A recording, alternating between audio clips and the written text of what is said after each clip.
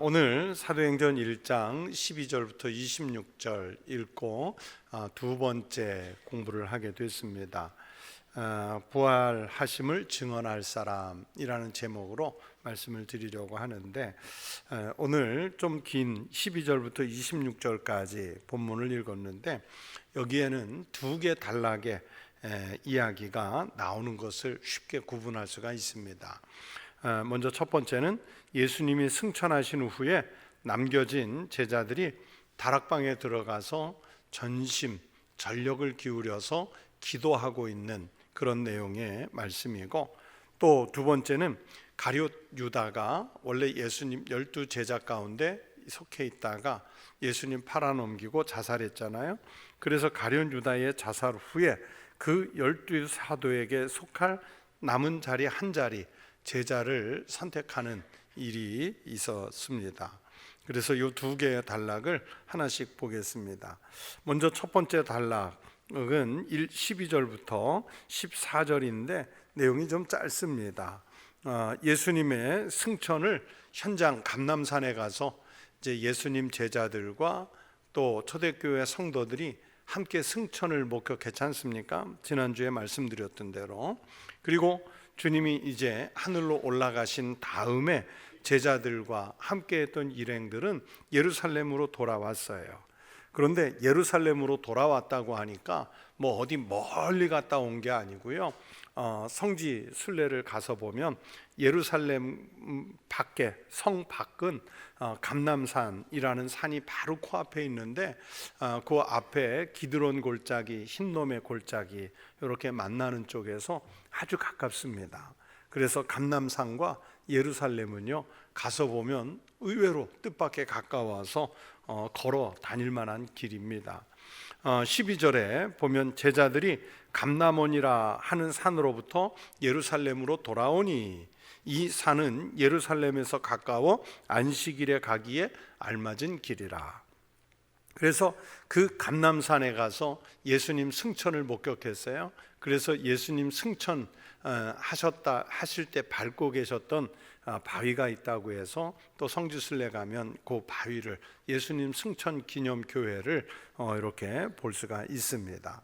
그래서 예루살렘으로 돌아왔는데 안식일에 가기에 알맞은 길이라 하고 하는 얘기는, 안식일 날 율법에 의하면 이동할 수 있는 거리가 얼마나 됐냐면 오리 이내, 그러니까 키로수로 얘기하면 2km 이내를 이동할 수 있었어요. 율법의 규정상 이 오리 이상 2km를 넘어가면 안 되고 그 안에서는 이동이 가능했습니다. 그런데 이 감람산과 감람산이 시작되는 곳, 만국교회라고 있거든요. 주기도문, 예수님께서 주기도문 이렇게 가르치신 거 새겨져 있는 그 만국교회에서 또 그 예루살렘 성문 사이는 아주 가까워요. 거기는 아마 1km도 채 안 될 거예요. 그런데 보통 감람산하고 예루살렘 거리 이렇게 하면 약 1km 내외의 거리니까 안식일에도 오고 가도 아무 문제가 없는, 율법을 어기지 않고 다닐 수 있는 거리였습니다. 그러니까 매우 짧은 거리예요. 그리고 그 예루살렘 성문 가까이가 가장 어떻게 보면 오늘날의 구 예루살렘 거리인데, 거기에 이제 다윗성도 거기에 있고 또 마가의 집도 그 근처에 있어요. 그래서 돌아온 장소가 13절에 보니까 그들이 유하는 다락방이라고 돼 있는데, 그 다락방이라고 돼 있는데 사도행전 12장 12절에 보면 이렇게 말씀해요. 깨닫고 마가라 하는 요한의 어머니 마리아의 집에 가니 여러 사람이 거기에 모여 기도하고 있더라. 그래서 우리가 마가다락방 하는 게 마가의 집에 있는 다락방이다. 그래서 제자들이 올라가서 모여 기도하던 것이 마가네 집의 다락방이라고 하는데, 우리는 보통 다락방 그러면 작잖아요. 그렇죠? 안방이나 아니면 사랑방, 뭐 건너방에서 이렇게 올라가면 천장도 낮고, 그리고 또 작은 한 켠에 뭐 이렇게 물건 쌓아둘 만한 그런, 그래서 다락방 그러면 일어나기도 쉽지 않은 좀 성인들이 일어나기도 지붕이 낮아서 쉽지 않은 그런 것들을 다락방이라고 하는데, 예루살렘에 가서 마가네 집 다락방을 보면요, 우리 소예배실보다 커요. 그러니까 다락방이 그 정도였으니까 그 집의 규모를 알 수 있겠죠. 그 집의 규모를. 그래서 다락방이 그렇게 큰 것을 봐서 이 집은 많은 사람들이 들어와서 활동을 해도 뭐 교회처럼 모여도 아무런 지장이 없는, 많은 사람이 들어와도 그만큼 공간적인 여유가 있는 집이라는 것을 쉽게 알 수가 있습니다. 그래서 바로 이곳에서, 다락방 같은 그곳에서 제자들과 성도들이 약 열흘간 머물러서 성령의 강림을 기다렸는데, 이제 2장을 할 때 말씀드릴 거예요. 오순절 성령 강림에 대해서. 왜 오순절이냐면 예수님께서 잡혀 죽으신 지가 6월절 어간이었잖아요. 그렇죠?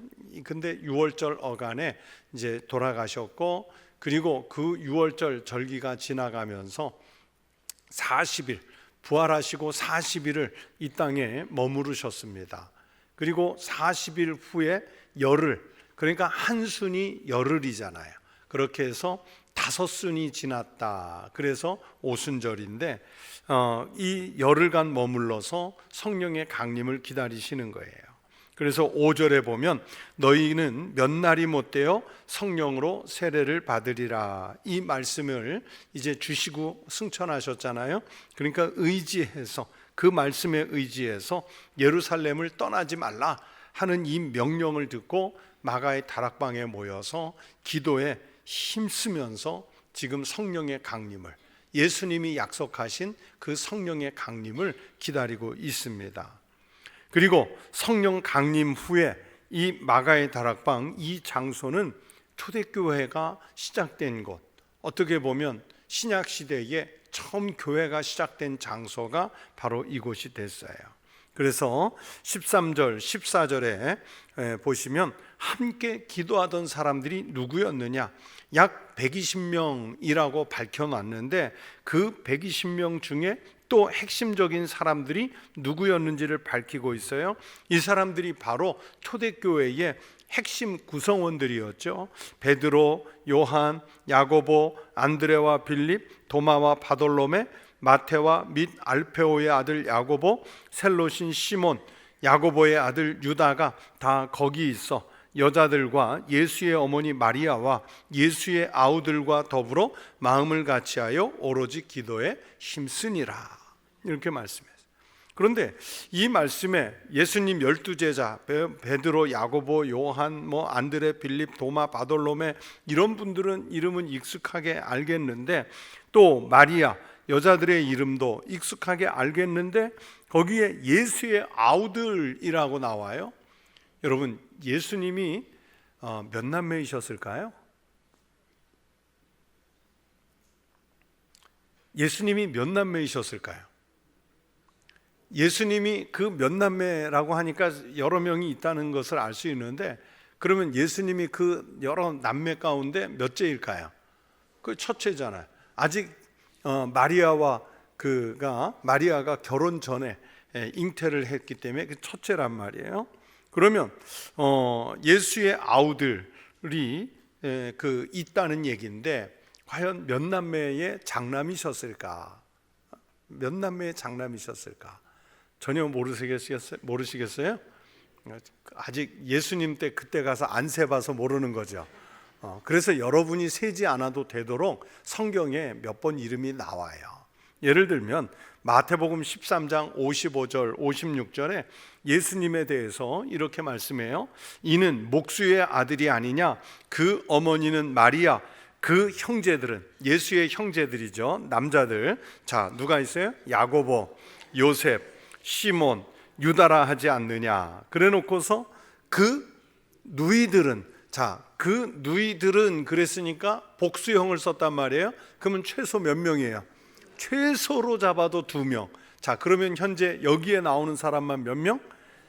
6명. 거기에 예수님 하니까 몇 명? 최소한 7명, 7남매 이상은 되는 거예요. 뭐 여자 남매가 자매 그 형제가 3명이었으면 8남매였을 거고요.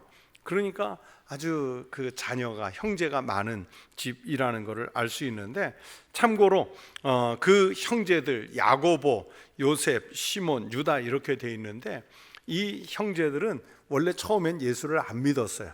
우리 형이 조금 정신이 나갔나 뭐 자기가 하나님 아들이라고 그러고 다니고, 그러니까 붙잡으러도 가잖아요. 그렇죠? 그런데 예수님 부활하시고 그리고 오순절 이제 기다리는 그 과정에 이제 믿음이 생긴 거예요. 형제들도 믿음이 생겨요.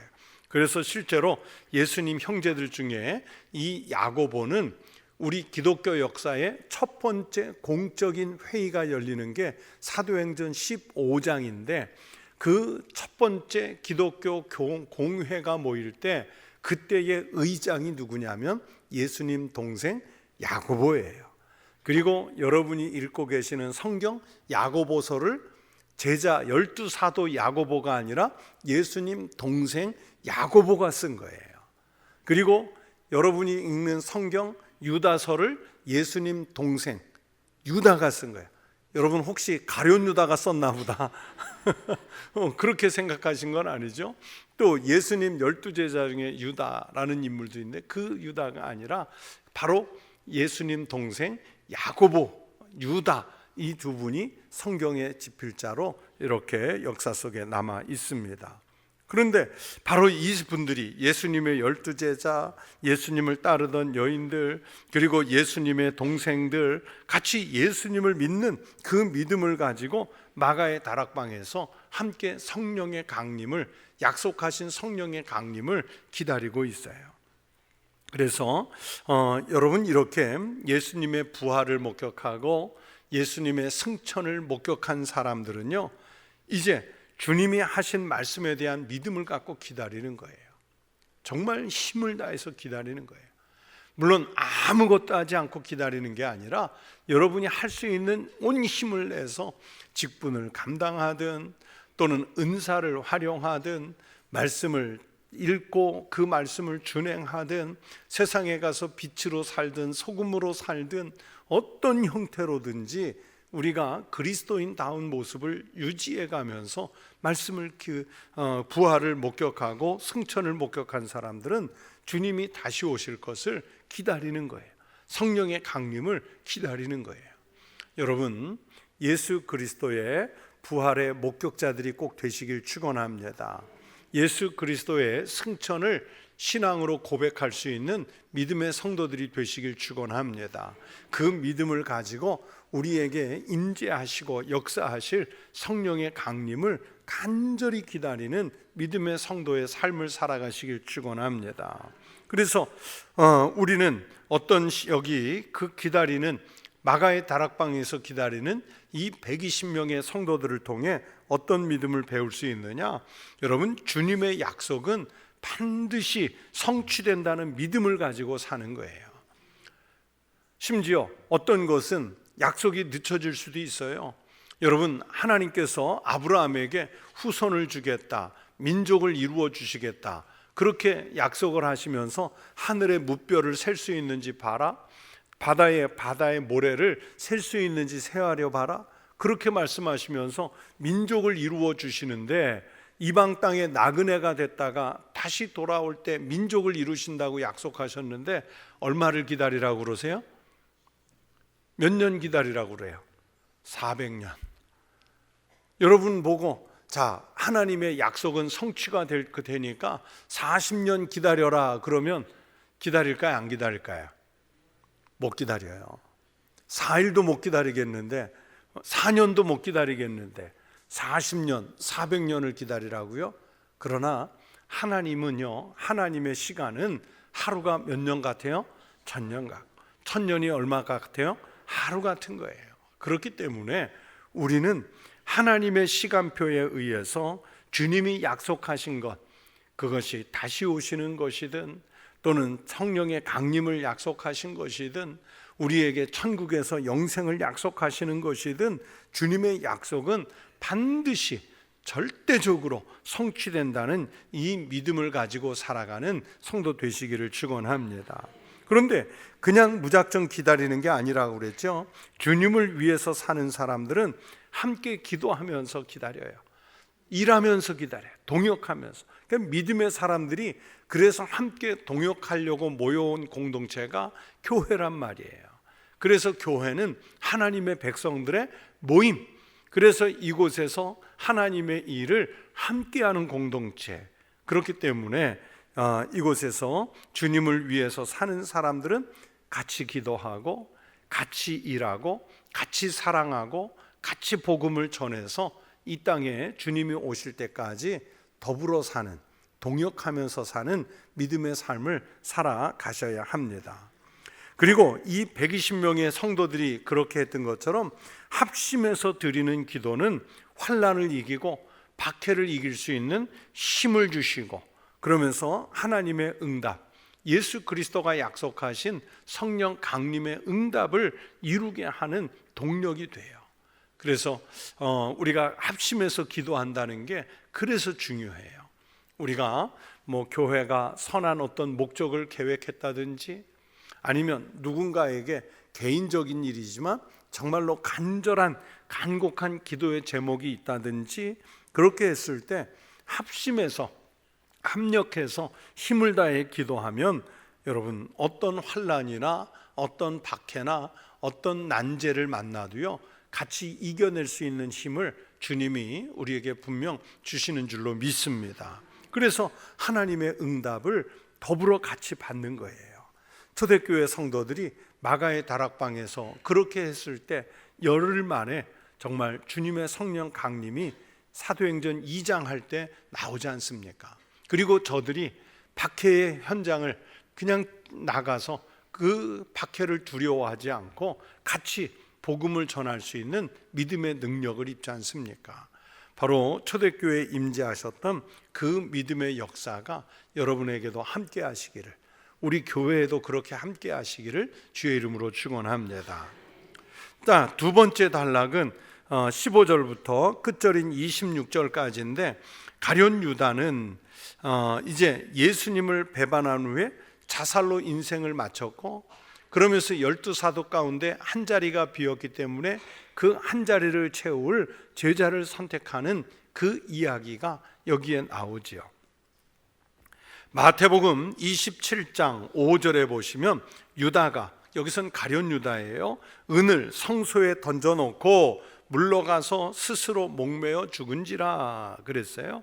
그런데 오늘 본문 18절에서는 몸이 곤두박질하여 배가 터져 창자가 다 흘러나온지라 이렇게 기록했어요. 그래서 이 두 개의 본 말씀을 분리해 가지고 가룟 유다가 목매어 죽었다 하는 설하고, 또 하나는 높은 곳에서 아래로 투신했다 하는 이 두 가지 설이 나오는데, 그런데 성경이 그 기록한 것이 각각 다른 목격을 기록한 것은 아니었을 거잖아요. 그래서 많은 학자들은 이렇게 이 장면을 설명을 합니다. 가룟 유다가 나무 가지에 목을 맸는데 거기에서 그만 나뭇가지가 부러지면서 밑으로 떨어졌지 않았을까.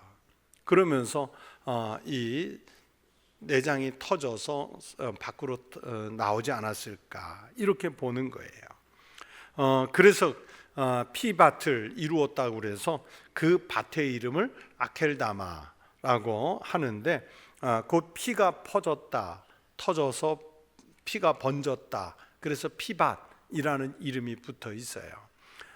예루살렘에 가면 예루살렘 시온산이라고 하는 작은 언덕 한 켠이 있는데, 거기에 이제 베드로가 그 예수님을 3번 부인했던 그 예수님이 재판을 받는 그 장소 교회가 있고, 그리고 수탁교회라고 그러는데 수탁이 꼭대기에 세워져 있거든요. 바로 그 근처에 이렇게 높은 좀 절벽이 있고, 그 절벽 아래에 바로 아켈다마가 있어요. 이 피밭이. 그 아마 가셨던 분들은 기억이 나시는지 모르겠는데 아무튼 그래요. 그래서 그 한켠에 있는데 그곳을 아켈다마, 피밭이라고 해요. 아마 그래서 이 두 가지 그 마태복음에 나오는 말씀과 사도행전에 나오는 말씀을 종합해 보면 그럴 수도 있겠다, 충분히 그렇겠다, 이런 그 현장을 거기서 확인할 수가 있어요.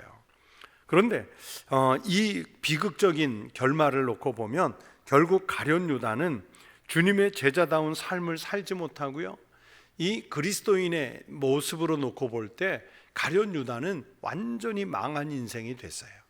여러분, 이게 망한 거지 뭐가 망한 거예요? 이건 영혼이 망한 거예요. 육신이 망한 거예요. 가룟 유다라고 하는 한 인격체가 완전히 망한 거예요. 더 이상 어떻게 더 나쁜 상황이 될 수 없을 정도로 망한 인생이 됐지요. 그래서 이 가룟 유다의 이 장면을 보면서 우리 그리스도인들 중에는 기독교인이지만, 교회에 열심히 다니는 교인이지만 이렇게 불신자보다 못한 삶을 사는 이가 있습니다. 지난 주일 그 하나님을 원망하지 말라 하는 말씀을 전하면서 이스라엘 백성들이 광야길 가면서 매일 기적을 봤다고 그랬잖아요. 매일 기적을 봤어요. 하늘에서 만나 내려주시고, 또 쓴 물을 단물로 바꿔주시고, 또 반석을 쳐서 샘물이 솟게 하시고, 그리고 구름기둥 불기둥으로 길을 열어주시고, 그리고 홍해가 가로막으면 바닷길을 육지처럼 열어주시고, 또 왜 적군과 전쟁, 아말렉과 전쟁을 할 때는 해가 지지 않고 중천에 떠올라서 그 전쟁을 이기게 하시는 이적을 매일 주셨잖아요. 그런데도 그 매일 계속되는 기적 속에서도 이스라엘 백성들은 하나님을 원망하잖아요. 하나님의 백성다운 모습을 잃어버렸잖아요. 그래서 이렇게 심판받아서 때로 죽고 저렇게 심판받아서 때로 죽다가 결국 1세대는 갈렙과 여호수아를 제외하고는 아무도 그 요단을 건너 가나안 땅에 못 들어가는 징계를 받지 않습니까? 이것을 신약으로 얘기하자면 그리스도인들 중에도요, 교인이라고 하면서 그 은혜를 모르는 거예요. 가룟 유다가 대표적이죠. 여러분, 가룟 유다가 예수님 제자 12제자로서 3년 동안 따라다니면서 얼마나 많은 것을 봤을까요? 매일 하나님의 말씀을 들었죠. 복음을 들었잖아요. 그리고 나병 환자가 깨끗해지는 걸 봤고요, 맹인이 눈 뜨는 것을 봤고요, 예수님이 무리를 걸어오시는 걸 봤고요, 오병이어의 기적으로 5천 명을 먹이고도 남는 역사를 보았지요. 얼마나 더 많은 기적을 보고, 얼마나 더 많은 말씀을 듣고, 얼마나 더 주님과 가까운 거리에 있어야 합니까? 그렇게 가장 가까운 거리에서 주님을 직접 만났고, 가장 가까운 거리에서 복음을 들었고, 가장 가까운 거리에서 주님의 이적을 매일 체험하면서 살았는데도 그는 믿음이 없었던 거예요. 그래서 교인들 중에도 그런 사람이 있다 그러는데, 여기에서 10년 다니고 20년 다니고 30년 다니면서 매 주일 또는 새벽 시간에, 수요 예배 시간에, 아니면 구역에 모이면서, 아니면 성도들의 교제를 통해서 그 복음의 말씀을 듣고 나누고 간증하고, 또 이곳에서 직분을 감당하면서 무수한 하나님의 역사를 체험하면서도 믿음이 없는 삶을 살아요. 그게 가룟 유다인 거예요. 나는 가룟 유다가 아닙니다. 가룟 유다 같은 그런 인생 망하는 사람 아닙니다. 여러분, 그렇게 생각하시면 안 돼요. 여기에 앉아 있으면서 가룟 유다로서 앉아 있는 사람이 무수하다니까요. 여러분, 예수님을 배반하는 것은요, 교회 밖 사람들이 아니에요. 여러분, 교회 밖에 예수님을 알지 못하는 사람들은, 그들은 아예 예수님을 인정도 안 하지만 예수님을 아예 모르기 때문에 배반도 안 해요. 저들은 예수님 배반 안 해요. 누가 예수님을 배반합니까? 바로 교회에 있는 사람들이 예수님 배반하는 거예요. 예수님을 따라다니던 사람들이 예수님을 배반하는 거예요. 그게 가룟 유다가 대표적이고, 그 가룟 유다가 오늘 우리들의 모습일 수 있습니다. 어떤 형편에서도 주님을 배반하지 않는, 정말 흔들리지 않는 확고한 신앙의 삶을 살아가시기를 축원합니다. 그 믿음을 지키고 사십시오. 정말 우리가 흔히 하는 말 있잖아요. 내 목에 칼이 들어와도, 여러분 진짜 내 목에 칼이 들어와도 흔들리지 않는, 변치 않는 이 믿음을 가지시기를 주의 이름으로 축원합니다. 그래서 이 가룟 유다가 그렇게 배반하고 죽은 후에 가룟 유다를 대신해서 사도 한 사람을 보충하게 되는데, 그러면 12번째 사도, 그 분이 될 조건을 오늘 성경이 말씀해요. 22절 말씀 같이 읽어보시겠습니다. 22절, 항상 우리와 함께 다니던 사람 중에 하나를 세워 우리와 더불어 예수께서 부활하심을 증언할 사람이 되게 하여야 하리라 하거늘. 자, 이미 11제자는 있어요.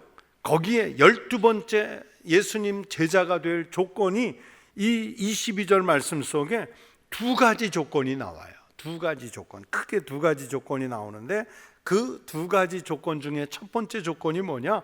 항상 우리와 함께 다니던 사람 중에. 12제자에 들어가 있지는 않지만 예수님 가시는 곳이라면 제자들과 똑같이 동행하던 사람, 그렇죠? 늘 예수님 따라다니던 사람들이 있었잖아요. 그 사람들 중에 하나여야 해요. 왜 그랬냐면 예수님의 공생애에 대해서 가장 가까이에서 목격한 증인이어야 하는 거예요. 예수님이 그를 알고 그도 예수님을 아는, 그래서 예수님이 일으키신 모든 이적을, 예수님이 전하신 모든 하나님 나라의 복음의 말씀을 익히 들어서 가슴에 새기고 삶으로 받은 사람들, 그 중에 한 사람, 즉 증인이 될 수 있는 사람이어야 하는 거예요. 제자들이 모든 것을 버리고 아버지와 배와 그물과 세리의 자리와 이 모든 것을 버리고 따라 나섰던 것처럼 12제자 속에 들어가 있지는 않지만 그렇게 자기의 모든 것을 버리고 주님을 따라 나섰던 사람, 그래서 항상 우리와 함께 다니던 사람 중에 그 12사도가 되는 첫 번째 조건이 그것이었어요. 또 두 번째는 어떤 조건이냐? 예수께서 부활하심을 증언할 사람. 예수님의 공생의 기간 동안도 동행했지만 이게 중요해요. 두 번째, 뭘 증언할 사람? 부활을.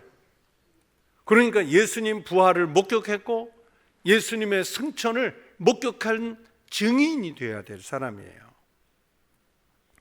그래서 공생애를 목격하기도 해야 했지만 무엇보다 중요한 것은 뭐냐? 예수님 12사도 속에 들어가는 중요한 조건이 부활의 목격자라는 것. 부활을 증언할 수 있어야 돼요.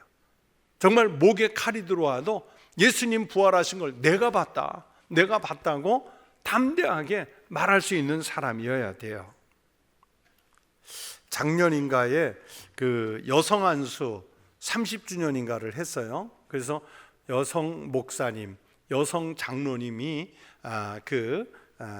안수를 허락받은 게 30년 이렇게 됐는데, 그 전에 그 여성 안수를 해야 되느냐 말아야 되느냐, 우리 신학교나 총회 이런 곳에서 많은 토론들이 있었어요. 여성을 과연 안수해도 되느냐. 작년 총회에서 합동 측은요, 아예 여성 안수의 싹을 잘라버렸어요. 여성 안수. 여성들이 분노하고 또 뭐 이렇게 많이 떠난다고들 그래요.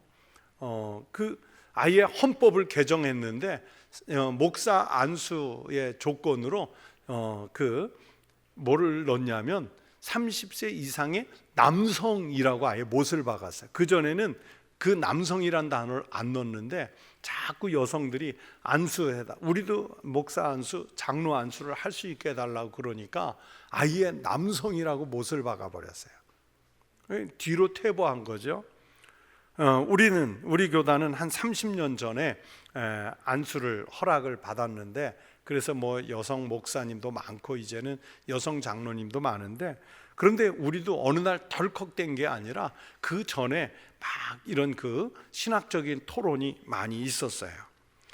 그때 우리 장신대에서도 여성 안수에 대해서 신약 입장에서 성경적 어떤 찬성과 반대 이런 그 토론회가 있었는데 그 몇 명의 찬성 토론자가 있었고 몇 명의 반대 토론자가 있었는데 제가 그 찬성 패널로 여성 안수를 허락해야 한다는 패널로 제가 출연을 했었어요. 그러니까 여성 안수에 저도 한 몫을 했어요. 그 패널로 나섰는데 그때 제가 신학적으로 여성 안수를 왜 허락해야 되는지 그때 제가 썼던 그 논문을 지금 갖고 있지는 않은데 어디에 뒀는지를 모르겠는데 그 제가 쓴 소논문의 핵심은 뭐였냐면 목회자는 부활의 증인이다. 부활의 증인이다. 그런데 이 복음서를 보면 예수님의 부활을 첫 번째로 목격한 사람이 남자예요, 여자예요? 여성이잖아요. 여성이잖아요. 그들이 가서 오히려 예수님 남성 제자들에게 예수님 부활하셨다고 전해주니까 베드로가 믿었어요, 안 믿었어요? 요한이 믿었어요, 안 믿었어요? 근데 성격 급한 베드로가 묘지를 향해 막 달려가잖아요. 그런데 가보니까 예수님 시신이 있어요, 없어요? 없잖아요. 긴가민가 해서 얼른 또 돌아가잖아요. 자, 부활의 첫 목격자, 그러면서 오히려 12사도들에게 부활을 증언해 준 사람, 믿음으로 증언해 줬단 말이에요. 그러면 예수님 당시에 2000년 전엔 부활의 목격자로서 그들이 증언을 했는데 지금은 왜 그 증언할 기회를 우리가 법적으로 빼앗느냐. 이게 저의 핵심 주장이었어요. 핵심 주장. 고맙죠? 고맙죠. 뭘 박수를 쳐요. 그럴 필요까지는 없는데 아무튼 신학 토론회에서 신대원 학생이었던 제가 이제 그 발제를 했던 거예요. 그건 뭘 얘기하고 싶었던 거냐면 부활에 대해서 분명한 고백이 있고 부활에 대해서 내가 봤습니다 하고 증인이 될 수 있다면 남녀의 구별은 중요하지 않다는 게 이 핵심 주장이었던 거죠. 그래서 예수님의 제자로서 활동하려면, 활약하려면 이 두 가지 조건은 필수인 거예요. 자기의 인생 전부를 걸고 모든 것을 버려두고 이미 주님을 따라다니면서 동행했던 사람, 주님의 모든 공생애를 목격했던 사람, 그 사람이 동역할 조건이 있고요.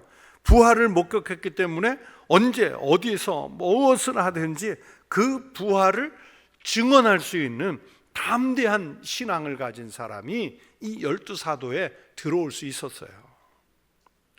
그래서 그에 부합한 후보로 두 사람이 천거가 됐는데 23절에 보니까 그들이 두 사람을 내세우니 하나는 바사바라고도 하고 별명은 유스도라고 하는 요셉이요 하나는 마띠아라 그랬어요. 이 두 사람 중에 후보로 추천이 됐는데 한 사람에 대해서는 설명이 좀 상세하고 한 사람은 덜컥 이름만 나와요. 첫째 인물은 바사바라고 하고 별명은 유스도인 요셉이라는 인물이고요. 두 번째 인물은 다른 설명 없이 마띠아 이렇게만 나와요.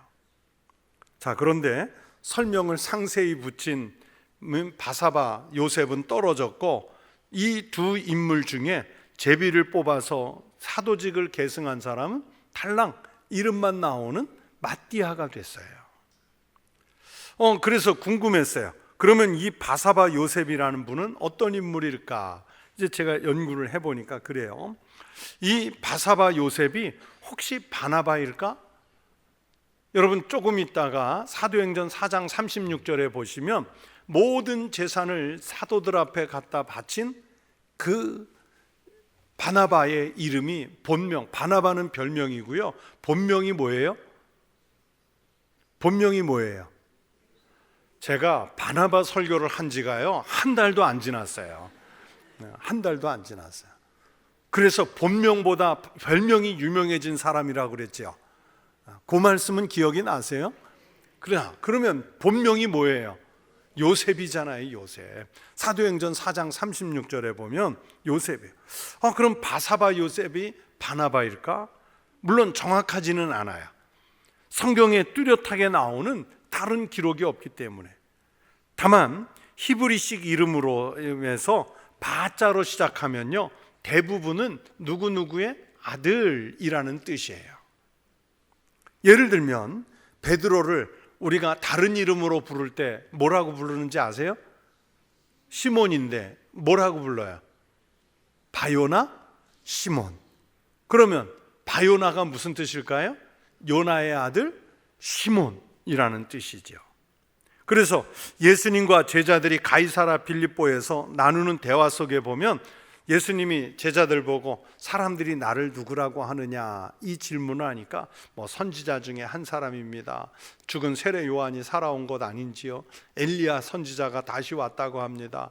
이런 대답들을 하니까 예수님 마음에 맞지가 않았어요. 그래서 그러면 당신들은 나를 누구라고 합니까? 이렇게 물었더니 베드로가 대답하지요. 주는 그리스도시요 살아계신 하나님의 아들이시니이다. 이렇게 대답을 해요.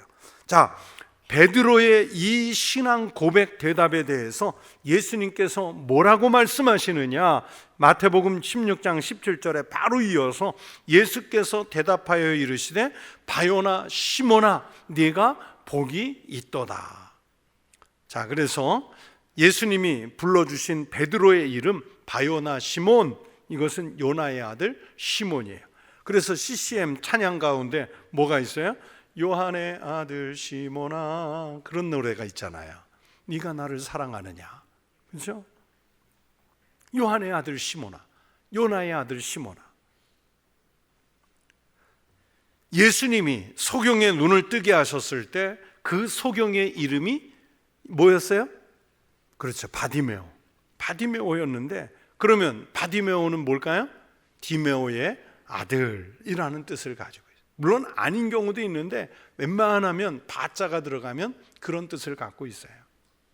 그래서 오늘 이 본문 속에 바사바, 이것도 어떤 뜻이냐면 사바의 아들이라는 뜻인데, 이 사바가 어떤 뜻이냐면 사바트라고 그래서 안식일이라는 뜻이에요. 그래서 아마 이 바사바의 아버지는 안식일에 낳은 사람이었을 거예요. 그래서 이름을 안식일이라고 사바라고 붙여줬는데 바사바, 그러니까 이 사바의 아들이라는 요셉이라는 사람이에요. 그래서 이렇게 불렀을 거예요. 그런데 또 이 사람 별명이 또 나와요. 그 또 다른 별명이 유스도인데, 이 유스도는 또 무슨 뜻이냐면 참 좋은 뜻은 다 가지고 있어요. 의로운 자라는 뜻을 가지고 있어요. 의로운 자. 그래서 많은 학자들은 예수님을 따라다니던 무리들 중에 12사도보다 더 사도 같은 이 바나바, 그렇죠? 바나바가 혹시 바사바가 아니었을까? 12사도의 후보로 추천된 12번째 사도로 후보로 추천된 인물이 바로 이 바나바가 아니었을까? 이렇게 추정을 해요. 그런데 이 4장과 또 여기 1장은 또 어떻게 보면 별개의 그 문서 같아서 이렇게 확정은 못하지만, 정말 궁금하면 나중에 어디 가서 알아볼까요? 천국 가서 바나바를 만나면 혹시 바사바도 맞냐고 물어보면 돼요. 그런데 이 말씀을 읽으면서 제가 생각했어요. 만약에 이 바사바 요셉이 정말 바나바였다면 이분은 12사도가 되지 않았어도 실망하지 않고, 그렇죠? 자신의 사명에 충성을 다하는 그리스도인의 삶을 살았겠다.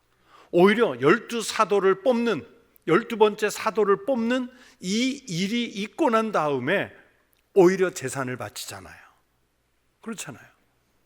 그래서 이 바사바 요셉이라는 인물이 저는 바나바였을 것 같은 마음이 드는데, 내가 천국 가면 다른 건 몰라도 요거는 꼭 먼저 확인해 봐야겠다. 바사바가 바나바인지 그 요셉이 저 요셉인지 확인해 봐야겠다. 우리는요, 마지막 후보에 올라갔어. 내가 자, 12번째 사도 마지막 후보에 3명도 아니야, 4명도 아니야. 달랑 둘 올라갔는데 제비를 뽑았는데 내가 안 됐어. 여러분 마음이 어떨까요? 마음이 어떨까요? 자, 12사도 너무 큰가요? 자, 그러면 항존직 선거를 해요. 장로 후보, 권사 후보, 안수집사 후보로 그 몇 명 안 되는데 공천이 됐어. 후보가, 예비 후보가 됐어요. 그랬는데 딱 마지막 투표 뚜껑을 열었는데 안 됐어. 제가 다른 교회도 아니고 우리 청북교회에서 들은 얘기들만 놓고 봐도요, 제가 이거 떨어져서 시험 들었어요. 또는 이번에 안 되면 교회 떠나려고 했어요. 그 얘기를 제가 남의 교회 가서 들었을까요? 아니에요. 목회하면서 제가 목회하던 교회들에서도 들었고, 그거는 우리 교회에서도 마찬가지예요. 그럼 우리는 내가 되지 않으면 실망하고 낙심을 해요. 이 바사바라는 분은 설명이 긴 것으로 봐서 아마 많은 사람들은 이분이 더 유력한 후보라고 생각했을 거예요. 그런데 마띠아는 어디에도 이름이 안 나와. 달랑 여기에만 한 글자, 한 번, 마띠아, 그렇게밖에 안 나와. 근데 덜컥 누가 됐어요? 마띠아가 되잖아요. 실망을 안 하는 거예요. 그래서 여러분, 내가 안 됐다고 해도 실망하고 낙심할 필요가 없어요. 나 대신 하나님은 저분을 통해서 일하시는구나. 하나님은 나 대신 저분을 통해서 일하시려고 나를 빼고 저분을 뽑아. 그렇게 하나님의 역사를 받아들여야지요. 직분을 통한 하나님의 일은 중단이 되지 않아요. 누가 하면 되고 누가 하면 안 되고 그러지 않아요. 우리가 감당하지 못해도, 감당하지 않아도 하나님의 일은 계속됩니다. 하나님은 사람을 세워서 일하세요. 그러나 기왕이면 우리는 내가 감당해서 영광을, 하나님 나라의 영광 얻기를 내가 기대하면 좋죠. 그러나 안 될 수도 있다는 것, 내가 했으면 좋겠지만 안 될 수 있다는 것도 받으셔야 돼요. 그 직분을 버리거나 그 어려운 직분을 게으르게 수행한 사람은 하나님의 축복을 잃는 것입니다. 그러므로 여러분에게 어떤 직분이 주어졌든 그 직분을 소홀히 말고 충성을 다해, 최선을 다해 지켜가시기를 바랍니다. 그래서 직분자에게는 일정한 자격이 필요한데, 오늘 말씀의 사도직에 그렇잖아요. 22절에 보면 항상 우리와 함께 다니던 사람 중에 하나를 세워, 또 22절에 부활하심을 증언할 사람, 25절에 보면 봉사와 및 사도의 직무를 대신할 자. 여러분, 사도직이 필요하다고 해서 아무나 세울 수는 없잖아요. 다른 직분도 마찬가지입니다. 현대교회가 직분자가 필요하다고 해서 아무나 세울 수는 없어요. 신앙 고백을 확인해야 되고, 그만한 교육이 됐는지 확인해야 되고, 하나님 앞에 충성된 조건을 갖추고 있는지를 봐야지요. 그런데 우리는 오래된 연수, 저 사람이 세상에 무슨 좋은 조건, 소위 말하는 사자를 가진 직업, 이러면 그 사람 믿음이나 그 사람의 교회 충성도, 이런 거 보기 전에 덜컥덜컥 되는 경우들을 봐요. 그건 안 돼요. 직분은 하나님이 주시는 것인 줄로 믿습니다. 그러므로 충성할 수 있는 사람이 받아야 빛이 나는 거예요. 충성 안 할 거면, 못 할 거면 차라리 받지 않는 것도요, 어떻게 보면 용기예요. 신앙 고백이고 용기예요. 그러나 기왕에 받으셨다면, 어떤 직을 받으셨다면 그 받은 직분에 최선을 다하고 충성을 다하는 우리 모든 일꾼이 되시길 바랍니다. 그래서 오늘 마띠아 12번째 사도를 세우는 이 과정을 통해서 하나님은 하나님의 방법으로 일하시는데 결국 사람을 태워서 일하신다. 굳이 마띠아 선택 안 해도요, 남은 11명 갖고 일을 못했을까요? 하실 수 있잖아요. 그러나 선택하시잖아요. 하나님 앞에 물으십시오. 나는 무엇을 위해서 선택받아서 지금 이 자리에 있는가? 그 사명을 찾으시길 바랍니다. 그리고 교회에서 일꾼을 선택할 때는 외적인 조건으로 평가받기보다는 그가 하나님이 맡기신 사명을 얼마나 잘 수행할 수 있을까, 이걸 보고 일꾼을 세워야 돼요. 앞으로 다음번에 일꾼을 또 세울 기회가 있다면 그런 것을 보셔야 돼요. 그래서 그 일꾼이 사람의 뜻에 맞는 사람이 세워지는 것이 아니라 하나님의 주권에 맞는 사람이 잘 세워져서 주님의 몸된 교회, 그리스도의 공동체를 지탱해 갈 수 있는 사람을 세울 수 있기를, 또 뿐만 아니라 여러분이 이미 선택이 되었다면 그렇게 일하실 수 있기를 주의 이름으로 축원합니다. 기도하겠습니다. 하나님 아버지, 감사합니다. 오늘 하나님의 백성들을 주의 전에 부르시고 일꾼 삼아 주셨으니 우리가 가룟 유다처럼 망하는 인생, 죽는 인생으로 끝나는 것이 아니라 주가 우리에게 무엇을 명하여 맡기셨든 부활의 목격자여 증인으로서 우리에게 부여된 사명을 잘 감당해가는 일꾼이 되게 하여 주시옵소서. 교회에서 다양한 직분들, 또 사명들, 사역들 맡았을 때 어느 것 하나 소홀히 하지 않고 충성되이 감당케 하여 주시옵소서. 이 시간 주님께 귀한 예물을 드린 손들이 있습니다. 각양 예물을 드렸을 때 주님께서 받으시고 그 손에 복을 더하여 주시옵소서. 예수 그리스도의 이름으로 기도하옵나이다. 아멘.